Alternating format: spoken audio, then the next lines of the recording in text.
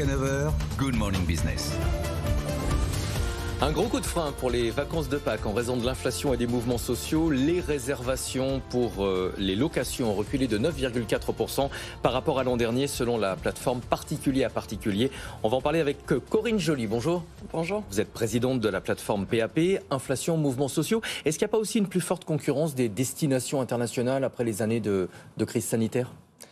Alors pour les vacances de printemps, c'est quand même des petites vacances. C'est pas les vacances sur lesquelles on met le plus gros budget, donc c'est pas nécessairement celles où les Français partent à l'étranger.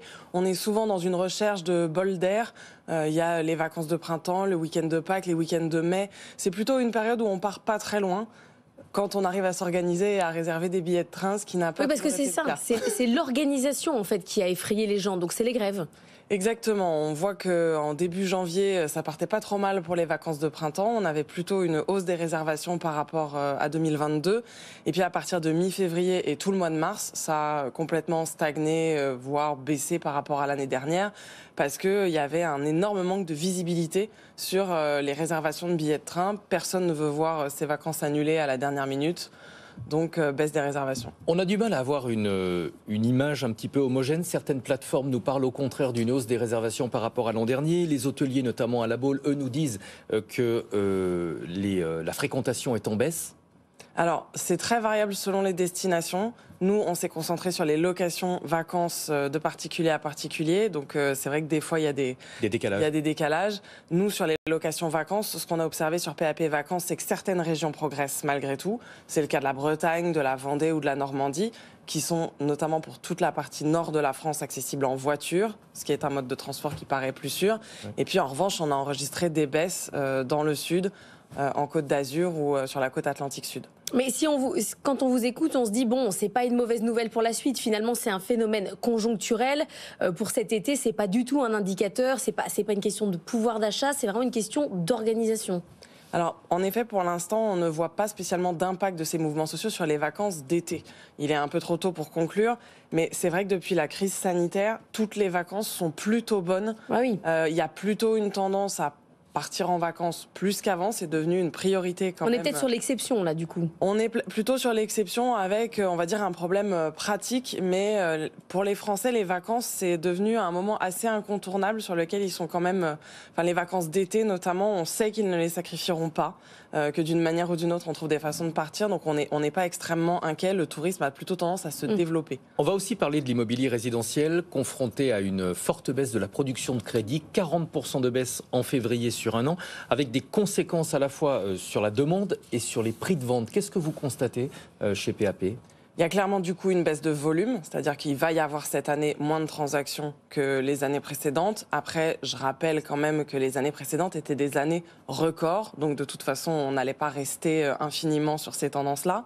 Donc il va y avoir une baisse de volume, mais l'impact sur les prix, il y a une tendance à la baisse, mais qui est beaucoup moins forte que ce que la hausse du taux de crédit aurait pu laisser penser. Pourquoi ? Parce que, en fait, tout ça ralentit le marché. Ça ralentit la demande clairement, mais ça ralentit l'offre aussi. Donc pour l'instant, on est toujours sur un marché où il n'y a pas beaucoup d'offres, et donc ça maintient quand même un peu les prix.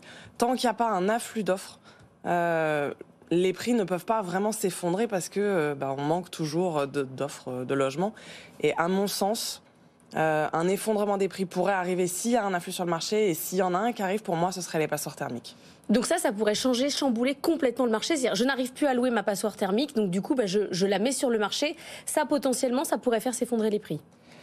Ça pourrait entraîner un afflux d'offres trop brutal, ce qui s'est passé en 1990. Le marché français, c'est un marché dans lequel il n'y a pas assez de logements, on le sait, mais ça ne veut pas dire qu'on est capable d'encaisser des centaines de milliers de ventes d'un coup sur le marché. Donc en 90, c'est ce qui s'est passé. Des institutionnels ont mis en vente tous en même temps. Il y avait eu beaucoup de construction. Et donc, ça avait entraîné une baisse des prix assez brutale. On avait eu du moins 30% dans certaines régions, pas partout. Là, il n'y a pas en ce moment beaucoup de construction. Les constructeurs sont très impactés par la baisse du crédit. Donc l'offre ne viendra pas de la construction. Mais il peut y avoir un certain nombre de propriétaires qui mettent en vente leur passoire thermique. Pas que des propriétaires investisseurs, des propriétaires occupants aussi. Ça dépend de la pression qu'il va y avoir ces prochaines années. Pour l'instant, les propriétaires sont plutôt attentistes parce que le calendrier semble complètement irréaliste. Mais selon la pression, ils pourraient décider de changer d'avis et mettre en vente. Le ministère de l'économie réfléchit à un assouplissement des critères pour obtenir un crédit immobilier, notamment sur la durée de remboursement, qui pour l'instant est limitée à 25 ans, ou encore sur le taux d'endettement limité à 35%. Ça vous paraît être une bonne idée, puisqu'à la base, ce sont plutôt des mécanismes de protection ? Ce sont des mesures de soutien. On va dire qu'il y a une catégorie de la population qui est quand même très très impactée par les difficultés en ce moment, et c'est un peu toujours les mêmes. Ce sont les jeunes qui, comme d'habitude, enfin les primo-accédants comme on dit, ont d'énormes difficultés à devenir propriétaires, et ça fait qu'aujourd'hui les jeunes restent locataires plus longtemps. Et quand on reste locataire, quand la carrière de locataire augmente, ça demande plus de besoins sur le marché locatif. Et ça, en ce moment, c'est un problème. Il y a un vrai blocage sur le marché locatif parce qu'il n'y a plus de turnover des locataires. Donc, il n'y a pas assez de biens en location non plus en France. Donc, je pense que l'idée, c'est de débloquer ça pour qu'il y ait à nouveau des places en location. Merci beaucoup, Corinne Joly, présidente de la plateforme PAP.